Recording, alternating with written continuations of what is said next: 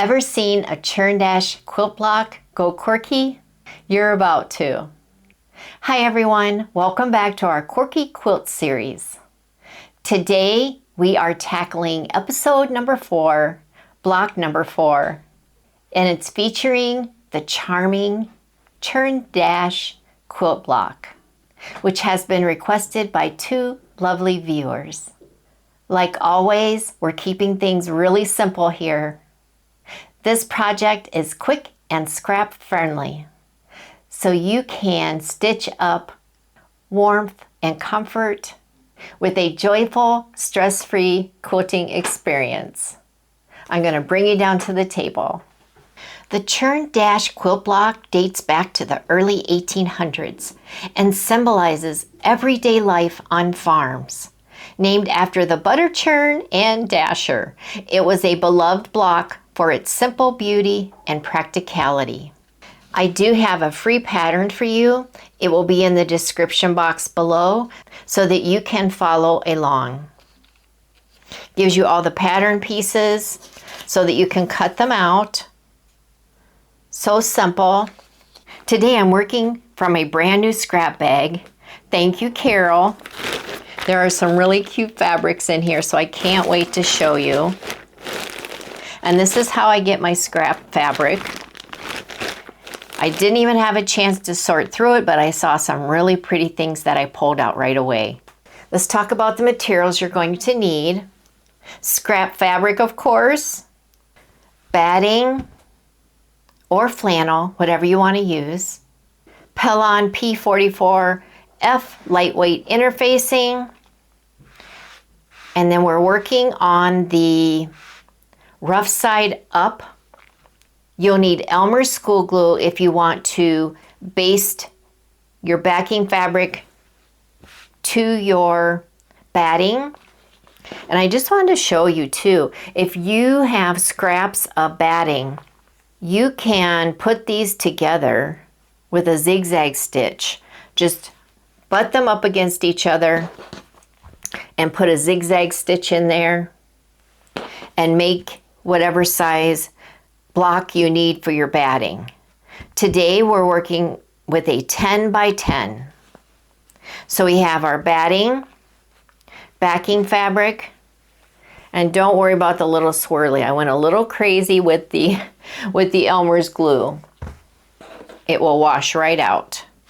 You'll need pens or clips if you'd like, your sewing machine and thread, and pinking scissors, or if you have a rotary cutter that has the pinking blade in it, it looks like this. And I do have a spring-loaded pinking shear. It makes it really easy to cut those edges. So whatever you want to use. Now if you are making a raw edge with a straight cut, then you'll need your regular scissors, and that's perfectly fine if you're doing that. Before we get started, I did want to tell you that we've been using the hand look stitch. This was our sample piece.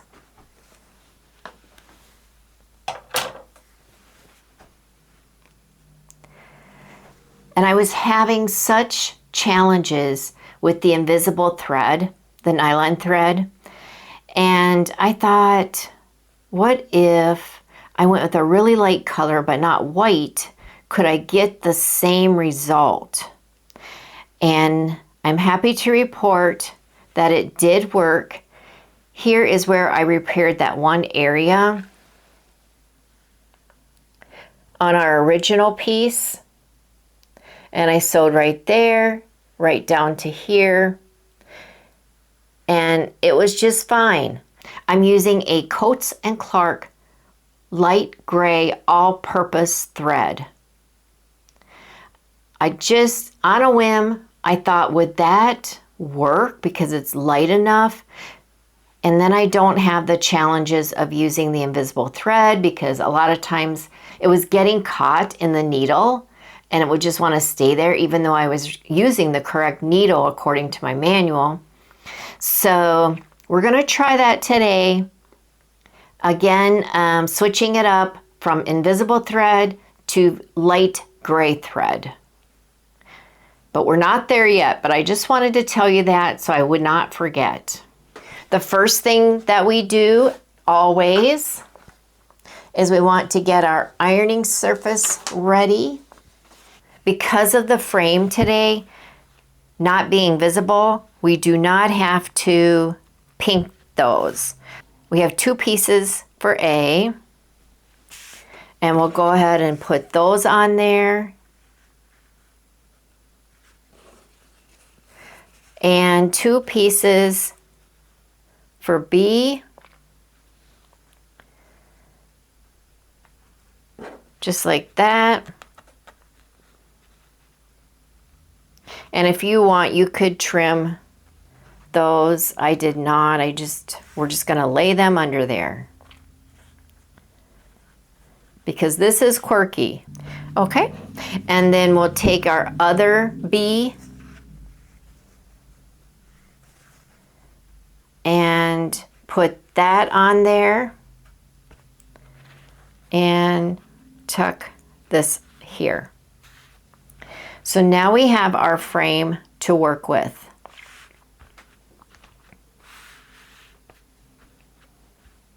Now if you wanted at this point, you could iron on the sides. I'm just afraid to get that glue on my iron.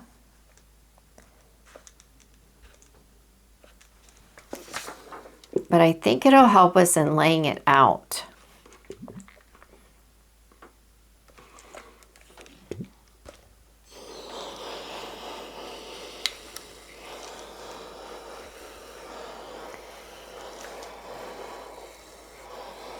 Just like that.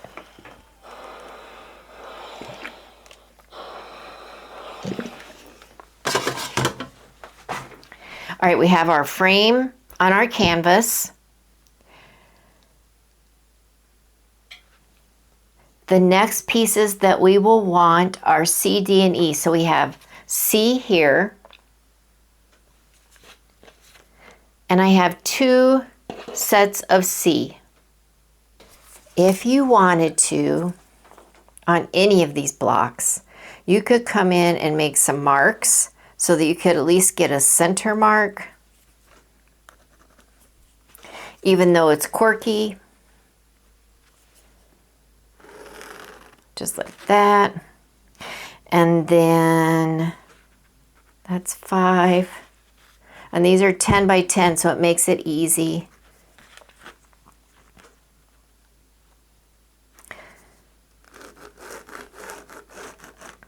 There you go.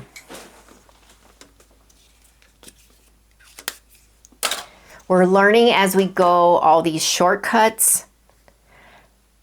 The first thing that we want to lay down are our C pieces. And the C pieces are here. And it's on the pattern.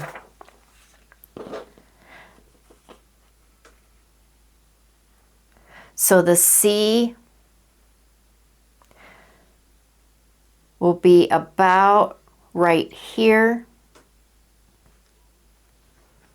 And if you want, fold this in half to get that center mark. And we always rearrange before we commit to the pieces. So something like that. And we want just enough so that we can catch this edge to sew on.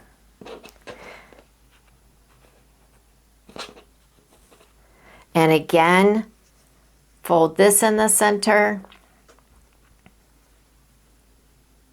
This is your art piece. You lay it out how you want to.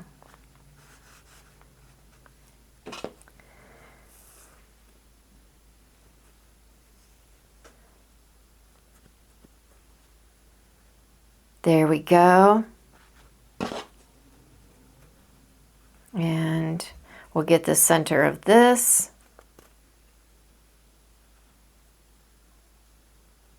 And if you want to make it totally scrappy, you could have all different pieces. There we go.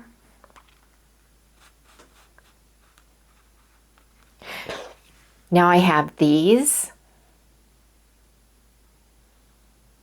And this is part of the C group. And these will go here. Just overlap 1/4 of an inch.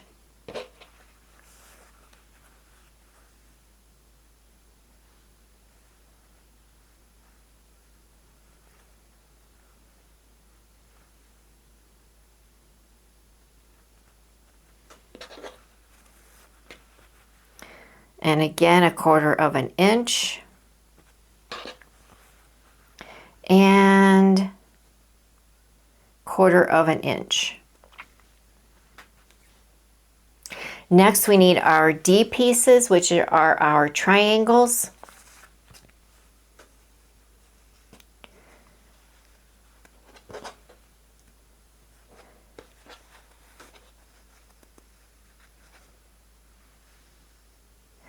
And these will go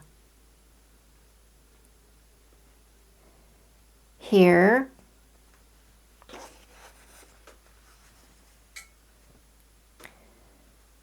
Just like that.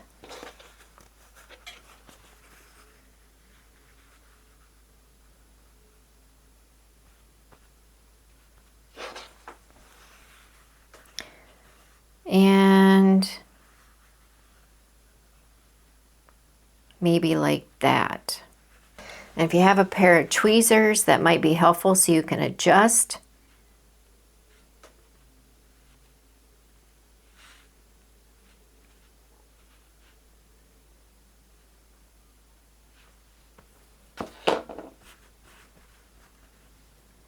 So we'll take our first dark triangle and we'll lay that on there. And then our second, again, overlapping about 1/4 of an inch.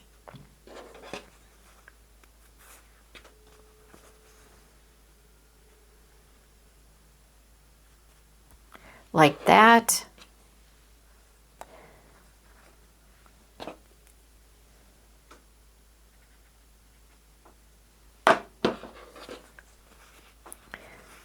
And then this triangle.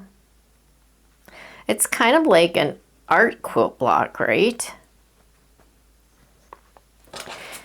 The last piece is the E piece, and it's just a square.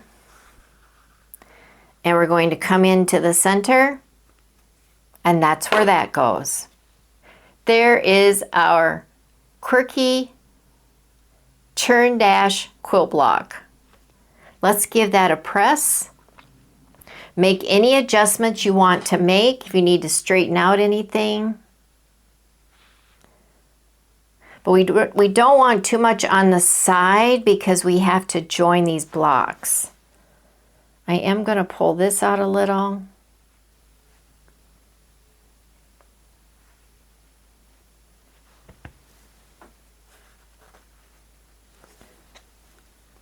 And then I still have 1/4 inch under there, so that'll be fine.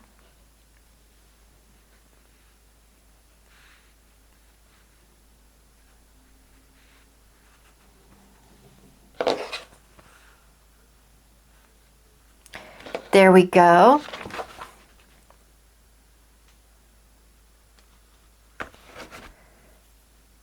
Let's go ahead and press this.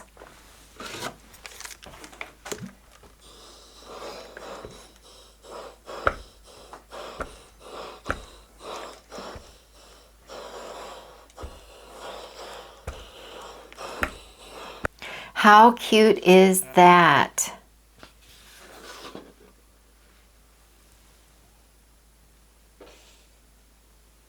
Before I do the stitching, that's where I need to lay this on my batting, like that. And there's the back. And just line that up. If you need to pin or anything, this would be the time to do it. I may place a few in here.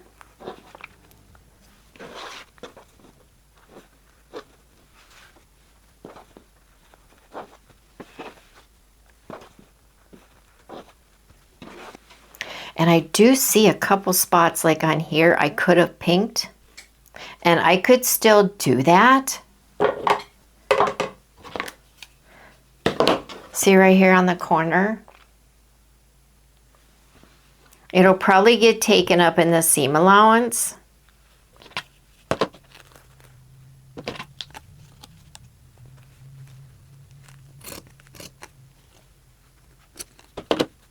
There we go, we have some pinking there.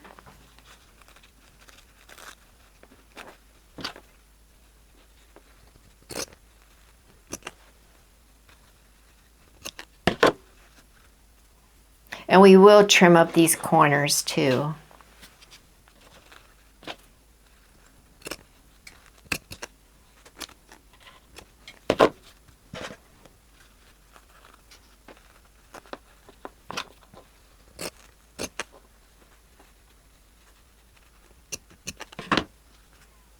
There we go.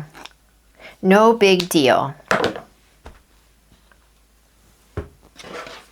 Now I am off to the sewing machine to do our hand look stitch.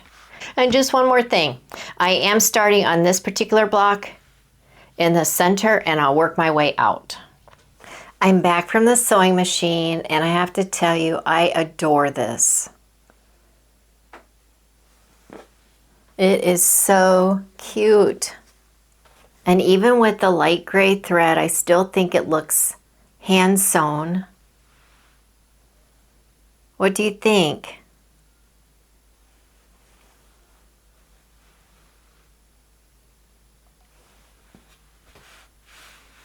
Next, we need to join our blocks. And for this one, it is right side up like this, edge to edge.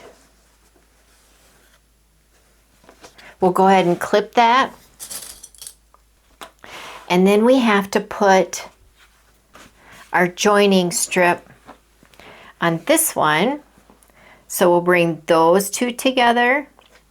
This is right side up to the backing fabric.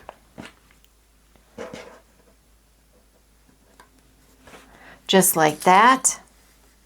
1/4 inch seam allowance on each side. To join, remember we sewed this on the back, right sides together. We're going to bring those out, pull them up together, and we want to line up the tops.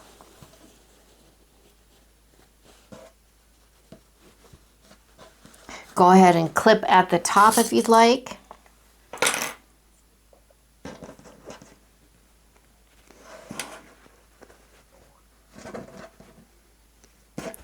And at the bottom,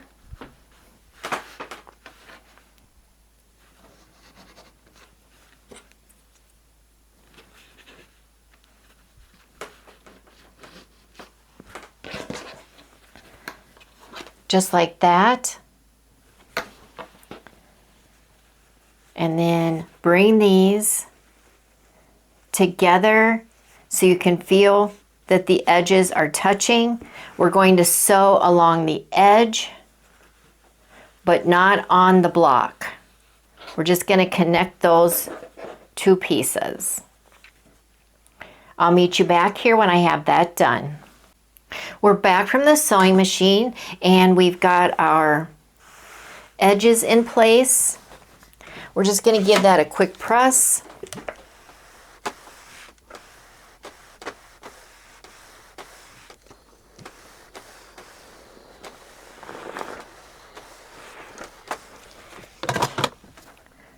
Fold it over.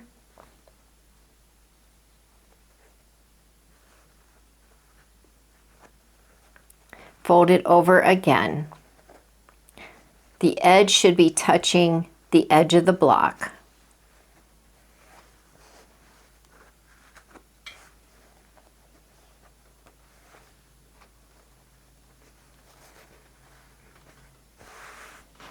And then we'll do the same on this side. Just fold it over.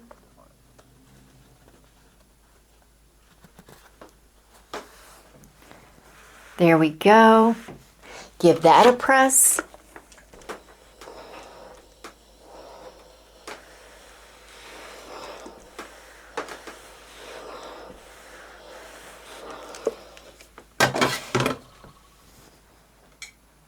We'll go ahead and trim those ends.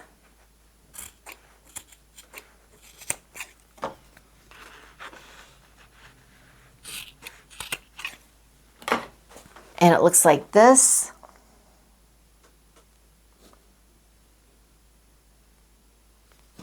Pretty cool. And then I'm just going to take it to the sewing machine right along the edge, sew that down. That was block number 4. And here's the back.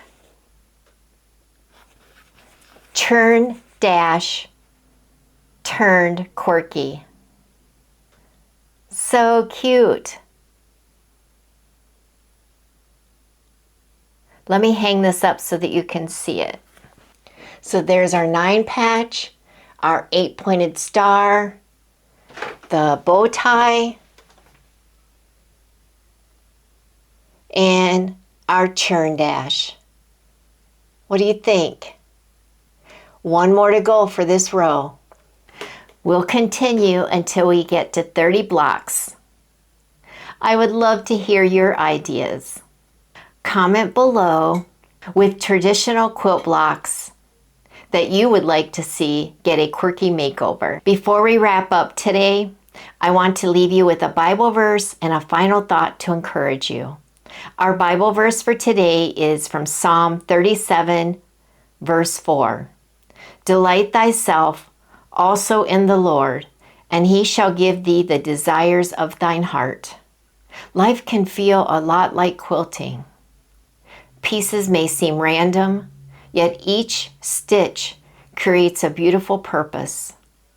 Trust that God is working through every scrap and seam, guiding you toward joyful outcomes.